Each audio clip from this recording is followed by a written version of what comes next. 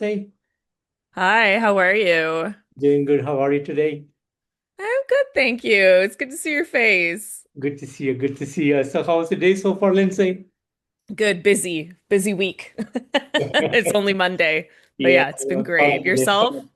Oh, it's going good so far, Lindsay. It's a real pleasure to have you on this interview today. And your new third studio album, Harrowing, is to be out on June 16th. So, would you like to tell me a bit on the songwriting process and the production that goes behind this new album? Oh gosh, I mean, there's a lot. Yeah, it comes out June 19th. It was like 4 years in the making. My songwriting process is chaos. There's no real right or wrong way to write a song as long as you're having a good time and you like what you're creating. So, really no straight formula on that one. But yeah, we're stoked that it's done and it's almost out there and we're like already ready to start working on the next one, which is so exciting. Fantastic, fantastic. And this Halloween has some kind of a concept or a theme behind it. Yeah, yeah. I mean, I never planned for it to be that way. Um, I know that some people can just get like this lightning bolt strike of inspiration from the ether and they're like, "Oh, I'm gonna make a concept album." And they see it through and I have a lot of respect for that and I think that's like for me that's a very hard thing to do. I just knew I wanted to write like a heavy album. So when we started working on it, I was just any demo that was sent to me that I like emotionally resonated with is what I would go forward with and I would work on.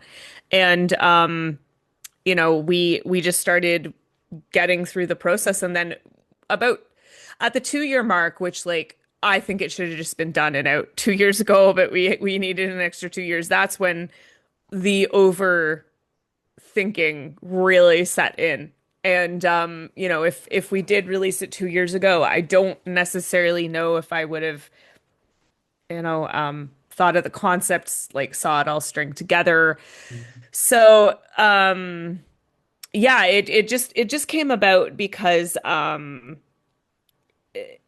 noticed as I was going through the songs, each one was like a chapter of grief Mhm. because I think there's a grief to surviving getting yourself out of a bad situation. And I was like, oh, like all these songs are so different. They all have something different to offer. Like it kind of felt like writing a novel, like writing a bunch of short stories that all interconnected with one another. So I felt about it like lyrically.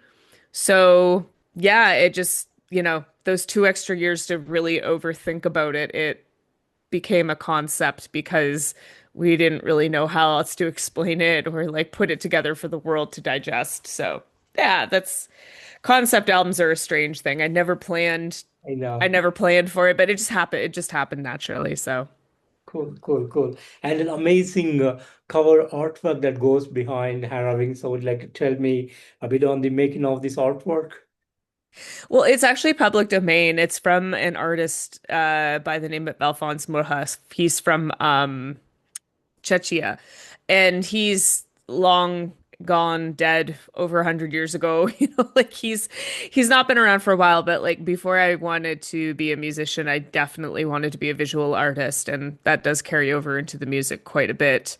That's a whole other can of worms. But he just inspired me the most. I absolutely loved his art. I love art history and I follow quite a few artist accounts online. So I'm doom scrolling one night and I thought I knew every piece by him that was already in existence and this one showed up on my feed and I was like, I can't believe I've never seen this piece of artwork before. So I decided there and then I think this is my album artwork. It's public domain. This is a cool way I can collaborate with my favorite artist, even though he's long and gone. He left us so much beauty. And I found a high res file, and then I brought it to my best friend Anwar, who oversaw the artwork and the layout of this album. Bless him. He went through a lot in making the packaging right, and I appreciate him for that. And he took the art and got it was like the original artwork was meant for a magazine cover back in like 1897, and he got rid of the border, and then he like extended the artwork and just made it exactly how I wanted it. Like when he sent me the first not necessarily the first draft, but like the first I guess creation of it without the border, I was like in tears of like it's so beautiful. It's exactly how I saw it in my head. Like this is the exact the artwork that I want for this album. And I mean, there's so much deep meaning on this because the original magazine cover, Alphonse never left like a description of what it was, but I found a website where scholars had deciphered the meaning behind it, and it's the angel of death coming to claim a life, but the meaning of it was the turning of the new year and how there's the death of the old life, the old self, and that it's a new chance to start over again. And that's a lot of what this album is about, is choosing yourself and starting over again and removing yourself from the situation that was just so difficult for you. And then the title Harrowing, I don't know why. I think it was kind of like forced upon me in some inspirational way, because I was thinking like, well, what are themes that go with like angels and the angel of death in regards to words and word meaning. And I think I always remember the line like "Hark the Herald Angels Sing," and I'm like, I feel like what about like there was Hairbinger, and I was like it was like an HR word. I knew it was like an HAR word, and I was like maybe harrowing is the word I'm looking for. So then I went, and of course I deep dove into the meaning of that word, and it's the surface level meaning of the word harrowing is just like a long drawn out process, which is what making this album felt like. But like in no way am I Christian or Catholic or anything, but I was raised in that environment. And the harrowing was actually a biblical term and moment. I don't know if it made it to the final Bible, because the Bible is just a collection of like the best of scripture, but there's a bunch of books out there that have many other stories and meanings behind them. And apparently there was a harrowing where the angels went down to hell and infiltrated and brought back souls that were wrongly accused of being sinful. And I was like, "Oh, that's totally like what it's like to escape narcissistic abuse, and you've been gaslit into thinking you're like just like nothing, small, awful, when it's really the abuser who's all those things. They're just projecting. And the idea of that, I'm like, oh my gosh, that's so beautiful, the idea of that. So it all kind of it tied together really beautifully in the end. There's a lot of deep meaning in the story behind this. And the guys were kind of shocked that it was going to be like a piece of artwork from history and public domain, because usually it's myself on the cover as cartoonish or a photograph, or it being a solo artist, it's very I guess self-centered in presenting that. But I just said to the guys, I was like, no, like I'm an artist and we're a band and this was a community effort, and I feel like this music needs a piece of artwork to represent it and express it. I feel like just putting this face on an album cover again, it just didn't feel right. It didn't feel right to me. I'm such a big fan of arts, and I used to paint and sculpt and draw and you name it, I was making it. And if I'm not putting out something, a piece of art that reflects the music, like what am I doing? Like then it just feels like look at me. And it's like no, like I don't know, I've grown away, like I'm like yeah, okay, yeah, singer songwriter solo artist, but like I'm also an artist, and I have to bring forth more art, not just my face. This is gonna age and decay and you know be cremated and probably dropped into the sea. But like let's make some like art. Let's put some art out there and give some artists a chance to represent what they're hearing. And I think that's a cool project in itself. In this case, it was public domain. Next time around, probably gonna hire an artist to make something that reflects the song. So to be continued in the future. Cool, right, cool, cool. And I had the pleasure to listen to the album in its entirety, and I got to say, seven amazing songs, beautifully written. Your Thank vocal you. Amazing as always. Totally a mind-blowing album from the start to the end. It's Thank you. it's a genre which it has darkness. It has some touch of the 90s alternative kind of thing. Yeah. Yes, everything mixed into it, and the outcome was totally awesome. I enjoyed each and every song from this album. Great work from you. And being a Thank creator you. in music, how do you feel about the outcome? I mean, what's your favorite? I want to know what's your favorite song. Do you have a favorite? I think I loved almost all the songs from this album. Oh, that's so sweet. What was your question again? Or how do you feel about being a creator? How do you feel about the outcome of this album? I'm proud of it. I feel like it is cementing a chapter of my life that I needed to heal from, but it's also who I was at 36. And I can go back and thank like that version of myself for taking care of me and pulling myself out of it and doing another heavy album because at that point we hadn't done a heavy album since like I think we wrote and recorded Martyr from 2016 to 2018 and released it in 19, right?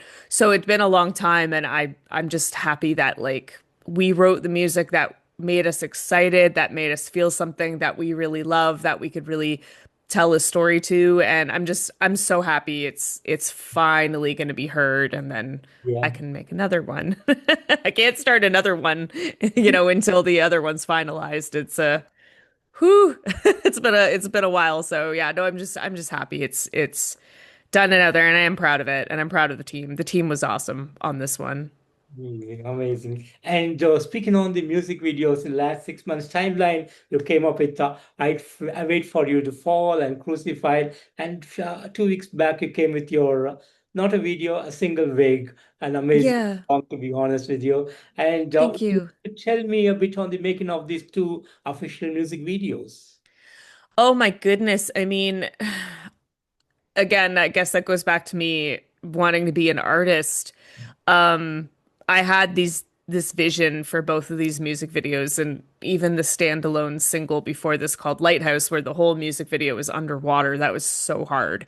Um, and I just decided, well, it's hard to find the right people in our industry, especially in Canada.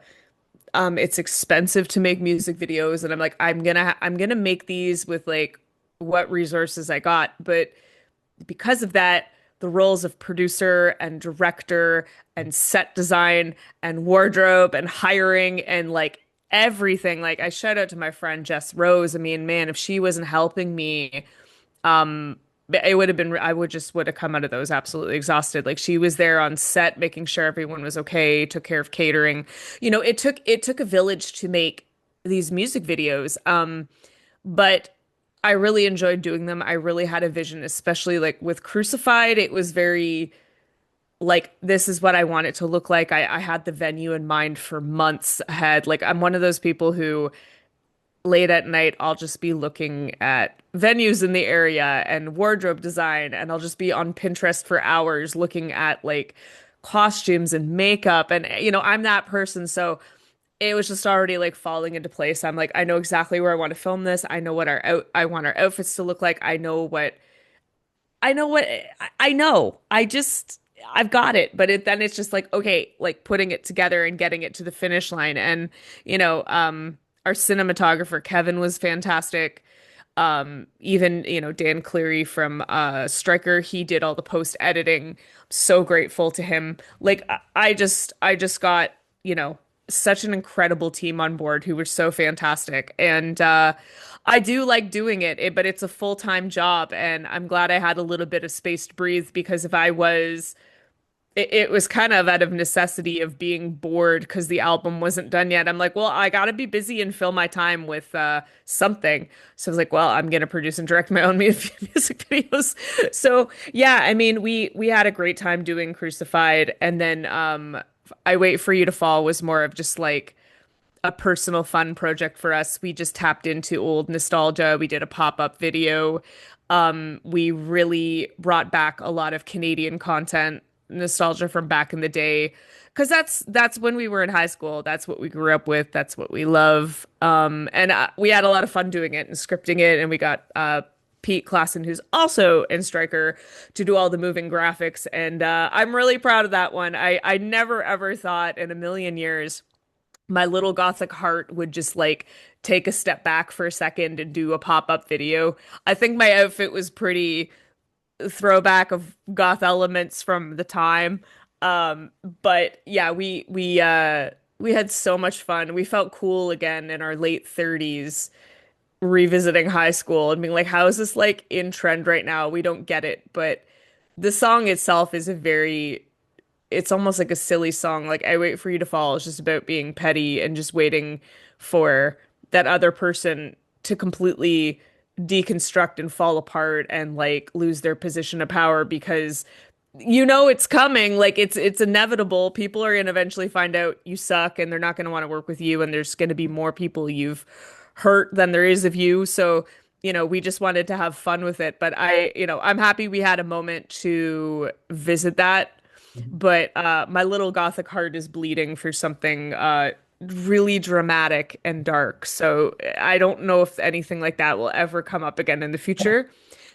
We did want to do a music video for Vague, but sadly we didn't get funding from the government. We didn't, we ran out of budget. We had a whole thing. Zenwar and I sat down and he remotely helped me kind of co-produce it. And we still have the plans and the visuals and everything, but music videos are expensive and I couldn't justify it. So maybe we'll save it for another song in the future because the venue is pretty sick. It looks like an old medieval castle, like a dungeon. It's very cool. So that'd be sick if we could eventually like at least revisit some form of an idea in that venue. Mhm.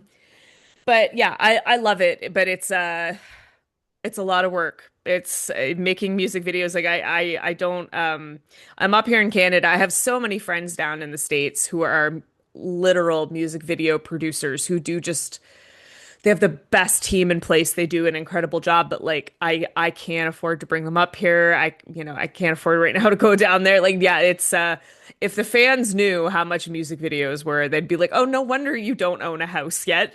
No wonder you haven't made a deposit on a house or own a grand harp." It's like, "Yeah, 'cause I wanted to make art instead." But yeah, music videos or something.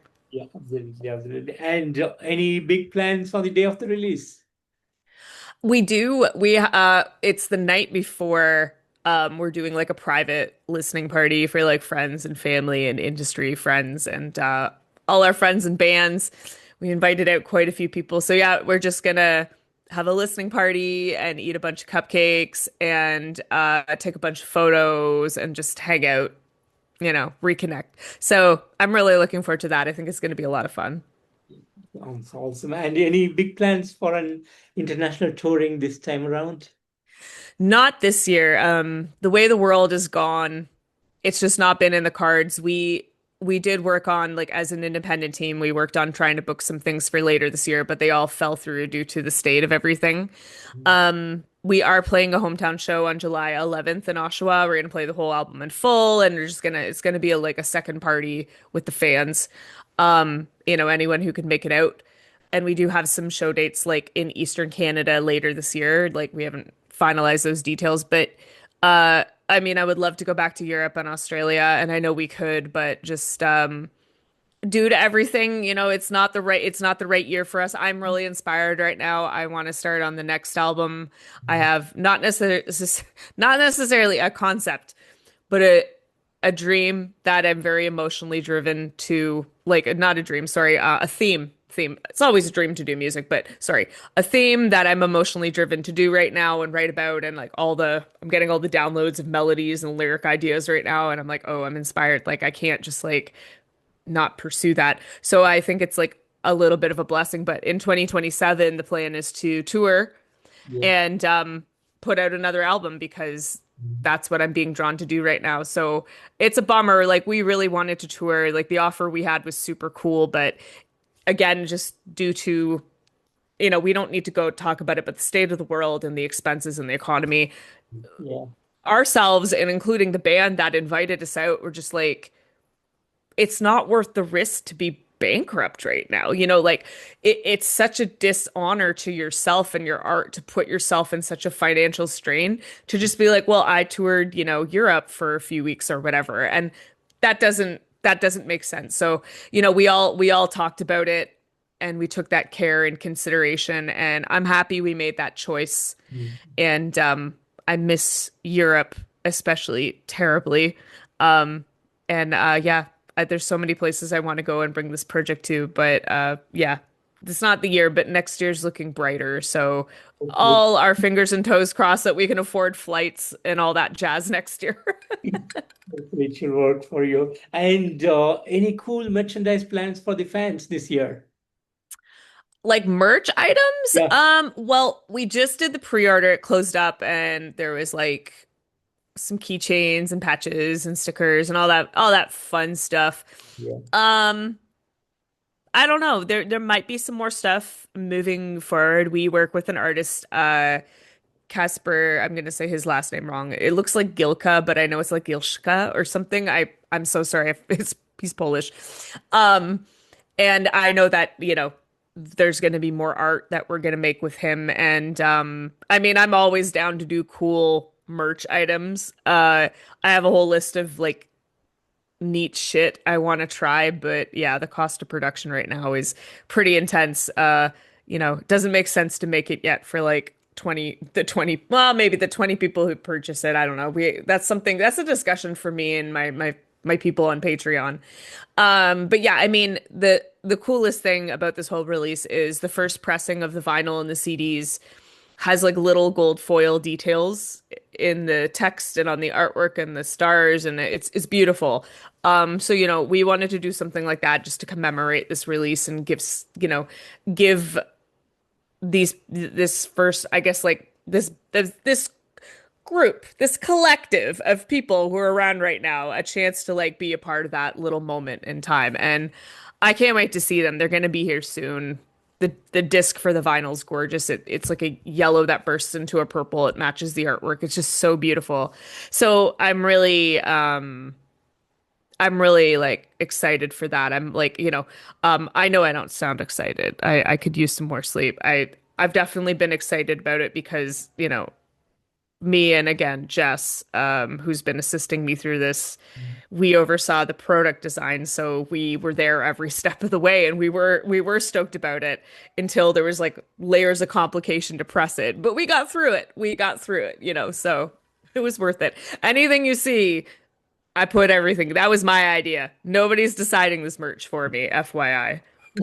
awesome, man. Awesome, awesome. And speaking of your career, an amazing career with Cradle of Filth, with the golden years of Cradle of Filth, and then you started your I'm solo. glad you think that. I think their golden years were like way back in the day, like Midian, Cruelty, Dusk.